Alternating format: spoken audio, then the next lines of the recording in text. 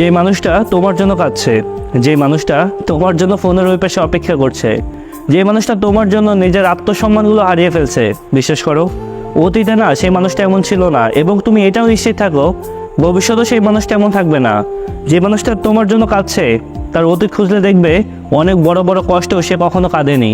যে মানুষটা তোমার সাথে একটুখানি কথা বলার জন্য ফোনের ওই পাশে ঘন্টার পর ঘন্টা অপেক্ষা করে যাচ্ছে, খোঁজ নিয়ে দেখো অতীতে সে কখনোই কারোর জন্য অপেক্ষা করে নাই, বরং তার সাথে কথা বলার জন্য অনেকজন অপেক্ষা করছে। যে মানুষটা তোমার এত এত অবহেলা পাওয়ার পরও তোমাকেই ভালোবেসে গেছে, খোঁজ নিয়ে দেখো অতীতে তার আত্মসম্মানের সামান্য কেউ টুকা দিল সে তার প্রতিবাদ করছে, অথচ সে আজ তোমার ভালোবাসার কাছে হেরে গিয়ে বোকা। তোমার অবহেলায় সে আজ সবার কাছে হাসির পাত্র হয়েছে। হ্যাঁ, ভেবো না সে সব সময় এমনই থাকবে, সেও বদলে যাবে।